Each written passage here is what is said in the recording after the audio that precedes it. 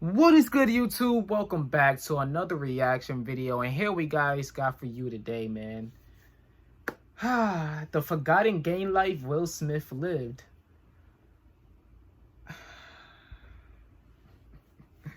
When I first seen this, honestly, when I first seen this, like seen the thumbnail, everything, I follow D Chanel. So when I seen this on D's YouTube channel, I was like, what is this? What is going on, man? So this came out 2 weeks ago, right? Who dropped this? In the winter of 1989, Pause. Will Smith had the worst day of his life. Pause. Okay. Hold on. Yeah, when I first seen this 2 weeks ago, I was so confused. I was like, what gang life did he live? Because when you hear about Will Smith, you hear about like the discipline, you hear about the respect, the passion, the dedication he carries with him. You know, just like his overall humble attitude towards life itself. So when I hear gang life anywhere with Will Smith, that doesn't correlate with me, especially when the game life didn't really respect Will Smith when he was coming up, you know. So it's not sitting well with me that he had a gang life that he lived. But maybe it was a short amount of time in his life, so it gotta be, because this is blasphemy. But let's get into the video, man. In the winter of 1989, Will Smith had the worst day of his life. He was in jail for allegedly doing something that would seem extremely out of character to his fans today. Or this could have been the moment that prompted Will to adopt the squeaky clean and largely positive image he had portrayed throughout his entire career. In 1989, the Grammys introduced hip-hop categories for the first time and got off to a pretty shaky start, if not horrible. Okay. The nominees for Best Rap Performance were Will Smith and DJ Jazzy Jeff, LL Cool J, Salt-N-Pepa, Kool Moe Dee, and JJ Fad. However, 3 out of 5 nominees didn't. The only people I didn't know was hold on. Kool Moe Dee. It's Kool Moe Dee And JJ Fad. I don't know those two people, but I know who LL Cool J is. I know who LL Cool J is. Of course, DJ and Saucy and from. Oh my God, why am I blanking on names? Oh man, what's going on with me? Will Smith and DJ Jazzy Jeff. Man, that's a tongue twister. And Salt-N-Pepa and all those other people. I don't know enough about them though, of course, but I know of them. So that's a start. I gotta get into the old hip hop. More of those older generations that I missed out on. So, just to see how it evolved today. But that'd be really cool though to check those out. I will do those eventually. LL Cool J, Salt-N-Pepa, Kool Moe Dee, and JJ Fad. However, 3 out of 5 nominees didn't show up and boycotted the event. The leaders of Def Jam Records, Russell Simmons and Leor Cohen, orchestrated this boycott because none of the rap categories were televised.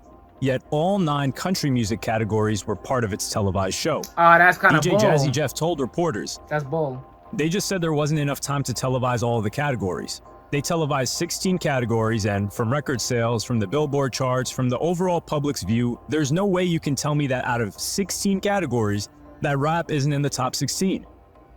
Will Smith, or the Fresh Prince as he was still known back then, said that this might not be the case if they improve on this for next year. He said, "They don't know anything about rap music.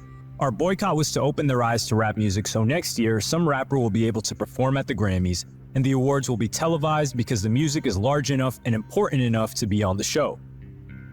When the winner was read out, the award for Best Rap Performance went to Parents Just Don't Understand by DJ Jazzy Jeff and the Fresh Prince. Okay. At just 20 years of age, Will Smith had become a Grammy winner. At 20 years? He was only 20 years old when he got a nomination at the Grammys?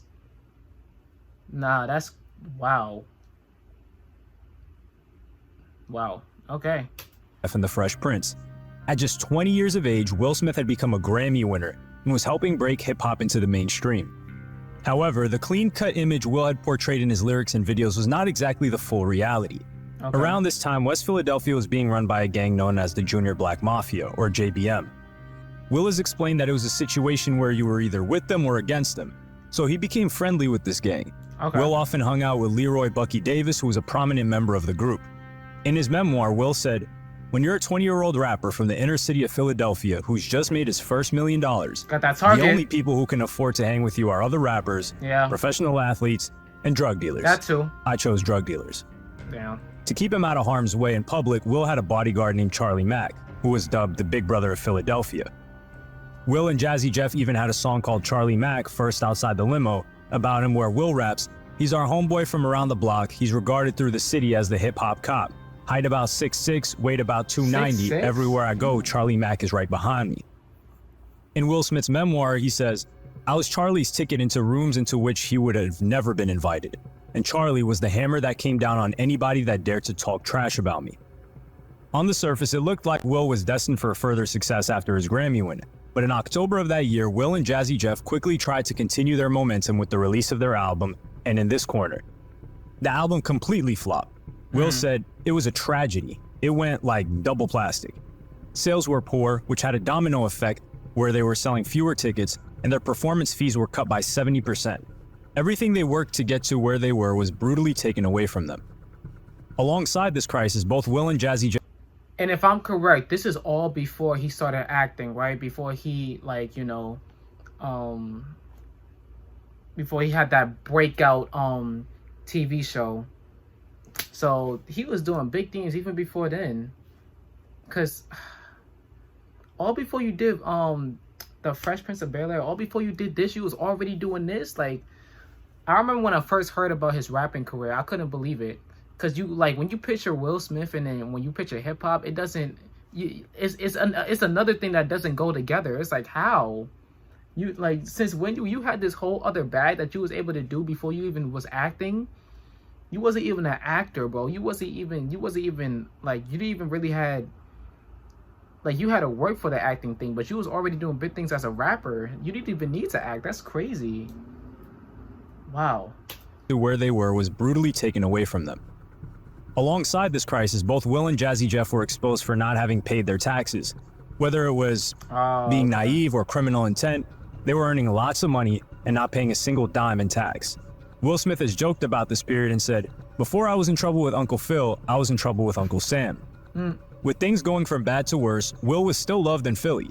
He was invited onto the Philadelphia radio station WDAS-FM and appeared on a new show called Rap Digest. The show was hosted by Mimi Brown, who has supported Will since early on. The studio was a soundproof room with see-through glass on both sides, so when Will was performing, a crowd began to form through the glass. Eventually, Will realized that he was now being watched by Dana Goodman, his first ever record promoter and someone he was, by then, on bad terms with. Goodman was with another record promoter named William Hendricks and whispered something into his ear. Hendricks then opened the door and entered the studio. Hendricks was now standing beside Charlie, who was keeping a close eye on him. Will finished rapping and sat next to Mimi, and Hendricks shouted over at Will, "You need to thank Dana Goodman." Charlie told Hendricks to calm down and that they were on live radio, so he needed to stop shouting. Hendricks ignored this advice and shouted even louder, "You need to thank Dana Goodman." Charlie moved further towards him and Hendricks tried to shove him away, and he again shouted, "You need to thank Dana Goodman." Except for this time, before he could fully say the word Goodman, Hendricks delivered a swift right hand from Charlie and was knocked out. He fell over, and 8-track cassettes were now scattered all across the room. Fearing that the police might arrive at any minute, Charlie and Will fled the scene. William Hendricks was beaten badly, to the extent that he almost went blind in one eye and needed 6 stitches. Wow. And Will Smith was arrested. Will Smith was charged with aggravated assault, criminal conspiracy, simple assault, and recklessly endangering another person. That's crazy. The sequence of events on what happened at the studio came from Will Smith's memoir, so keep in mind that there may be some level of bias to his account. The most perplexing aspect of this case was that Charlie Mack wasn't even arrested, and it was alleged that Will ordered the hit on Hendricks, so he was responsible. What? Will That's Smith trash. argued that he was targeted because Hendricks could get more money out of him than Charlie Mack. But whatever the finer details were, Will Smith went from a Grammy winner to a prisoner in a very short span of time. Facts. In an interview with Oprah, he said, "So the money is gone, the car's gone, I'm laying on the floor in a jail cell, and I'm like, you've got to be kidding me. That's crazy. I won a Grammy 8 months ago, right? Like, what is happening?" A source told the National Enquirer, Will had to spend a night in the cell at the West Philadelphia police station with other inmates waking him up all night long and asking for his autograph. It was the worst night of his life. Crazy. He wants to forget it ever happened. What you won't find in Will Smith's memoir is one story that explains why these charges went away. According to the National Enquirer, the JBM were working hard to make sure he didn't end up serving a prison sentence. Okay. After the assault, Hendrick's 13-year-old son Sheldon was allegedly offered a ride home by someone he knew. However, this person happened to be a member of the JBM. When he got into the car, this gang member locked all of the doors and said, "You know there's money on your head. I can't let you go home." His father, William Hendricks, was then notified by the JBM that they had his son. Afterward, two things happened. Will Smith was released from prison with all charges dropped, and Sheldon Hendricks was released by the JBM. And Sheldon is confident that these two outcomes are related. Another possible reason as to why the charges were dropped is that the Hendricks realized Will was completely broke and had no money. Sheldon also said that Will Smith later paid his father $25,000 for his silence since the incident. And when the National Enquirer approached William Hendricks for a response, he provided them with no comment. It should also be noted that the National Enquirer is a tabloid news outlet known for sharing gossip and hearsay. It could be fabricated, or it could equally be true that the kidnapping happened without Will Smith even knowing about it. But this was the life and environment that Will inhabited before he became the movie star that he is today. Okay. When Will finally got out, he was given a warning. A family friend was a cop and asked him if he knew a certain group of people. Okay. So all of this happened before he became the superstar he is today. Before we all know him as, before he even did. Listen, this is way before he even did the Fresh Prince of Bel-Air. You gotta understand this. This was a very short section of his life. I'm pretty sure he still remembers this. This is crazy. So they have Charlie's son, whatever you call it, and then just like I gotta go back for that part because that was a lot that they dropped on us. Hold on.